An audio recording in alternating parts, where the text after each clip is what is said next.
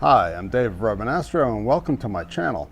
And today is going to be one of those videos that shows a little bit of the engineering part, if you will, of astrophotography. I have a Quattro 150p telescope. It's a 6-inch f4 Newtonian that's made by Skywatcher. And so what I decided to do was I went out to Motorized Astro and I picked up a dew shield. It's a 6-inch. I think it's for essentially the Epsilon 160, I think, or the 130. I have to go back and check, but it's for one of those. And when I check, I'll go ahead and I'll put it up here as to what one to order. But essentially, I ordered that with the hopes of being able to put this thing on the front of my scope and to be able to extend, if you will, an additional like 6 to 8 more inches of a shield here to shield the inside of the scope from my neighbor's lights. But one of the things that I wanted to do is attach, pardon me, attach this guy. Now, this is a Wanderer Astro flat panel, and this thing fits onto the front of my dew shield, like so, and this will enable me to be able to take flats. Now, part of the problem that I'm coming in with is that a little bit, the front here, I don't know if you can see it here, but the front here is a little bit tapered. It actually tapers a lot. And this piece here doesn't sit flat because of that particular taper. So what I need to do is I need to basically remove some of that taper so that this control piece right here will sit flat. So what I've done is I've marked where I need to remove some of this carbon fiber material so that I can attach that particular control box and get it attached to the front of this dew shield. So to do that, I'm going to use a Dremel. And I'm using my wife's Dremel. My wife is a potter, so she has a Dremel that she uses to get rid of glazes and to smooth out bottoms. And I'm going to be using this little guy to try to see if I can remove some of the material from the dew shield. Now, as with all things, you got to do things safely, and so there's some safety equipment that you're going to need to use, or that you should use. So for instance, I have a pair of safety glasses which I will be wearing to protect my eyes. And because I'm doing carbon fiber, I'm going to have a mask. And the mask is basically to keep myself from inhaling whatever material that I lift up and get rid of off of that dew shield. And that material is a carbon fiber plastic deposit. And I don't want to be inhaling that stuff. And so I'm essentially just going to trim this dew shield so that I can fit the flat panel on, and here we go.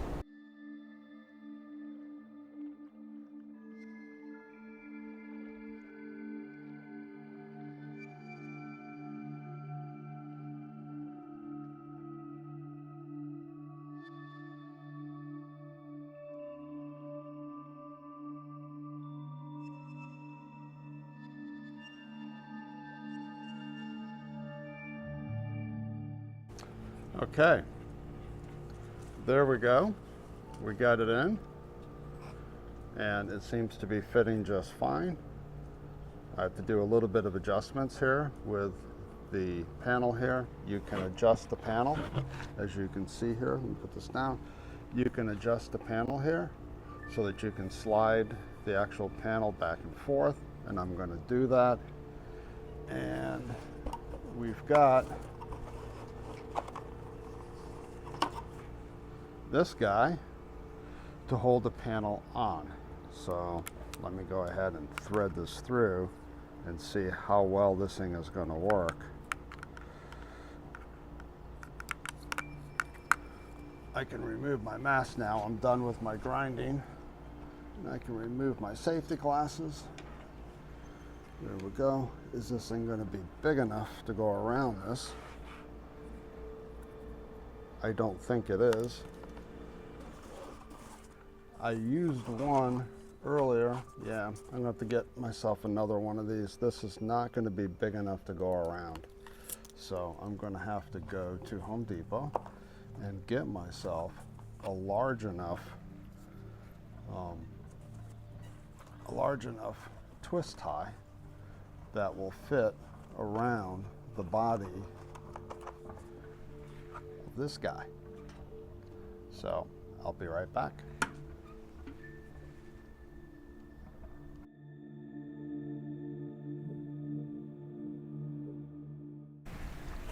Okay, I went to Home Depot and got some large twist ties. These are 24-inch plenum ties. So I think 24 inches will suffice. And these are actually flatter. These are actually wider than the one that came into the thing here. So here's my telescope, and I'm going to put it here in the front end when I get to that. But right now I need to fit the flat panel to this. There we go. And we're going to go like right there. Perfect. And then this thing is going to go around.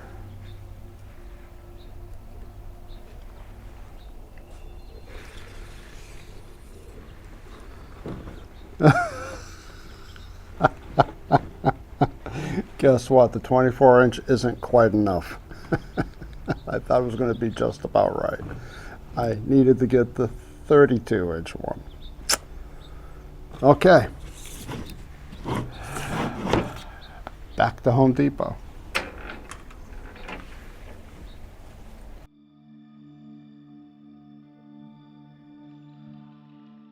Okay, I'm back from Home Depot. I got the 36-inch. I thought they had 32s, but they only had 36s, which I think is going to be sufficient. Had I done my math correctly, and I would have figured out that I needed something bigger. But anyways, so here we go.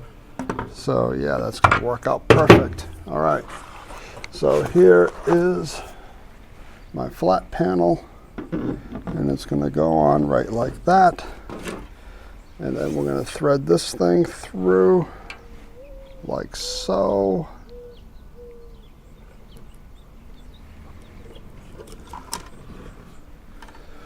Okay.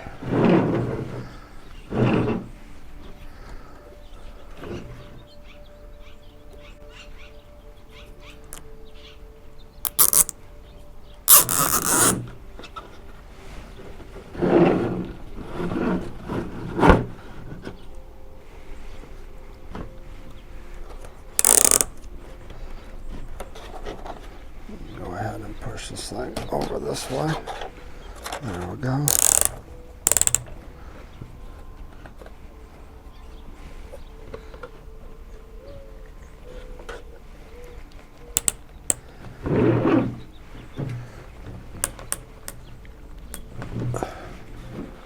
Okay, so there we go. Now you're probably wondering, got my little cutters here. We'll go ahead and we'll cut this thing off. There we go. And then this thing comes on just like so.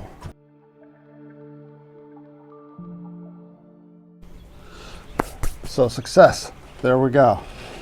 So here's my Wanderer Astro flat panel, which I'm going to have to adjust here, and I'm actually going to have to plug this thing in and play with it, because there's a little bit of play here and I need to get that so that it's more closed, but that will happen later on. You can see that I've screwed it in. It's pretty solid. It really becomes one piece with the telescope. And like I say, I'll go online and figure out, I want to say it's the one, it's either the 130 or the 160. I'm not really sure which one it is for the epsilon that you get for this. I remembered that I had to reach out to Ruse in order for him to tell me which diameter would actually fit. So there we go. Excellent. And you can see here where I drilled my holes. Let me come up a little bit closer here so that you can see it. So I drilled my holes right there and I just drilled through. I did some preliminary holes here and decided that I didn't want to orientate it that way, but rather this way, a little bit offset. So I've got some white paint that I'm going to fill these holes up here so that way I don't get confused. But I just basically just drilled the holes through, and there we are. So like I say, astrophotography is part engineering, where you just kind of have to engineer things to make them work the way that you need them to work. And you just saw an example of that. So if you found any of this all to be helpful, please feel free to go ahead and like. I would greatly appreciate that. It helps the YouTube algorithm. And if you'd like to see more content like this, go ahead and click the like button. And things that I'm going to be doing in the future is, if you remember, I had in one of my prior videos here, I had added this particular focuser. So now I need to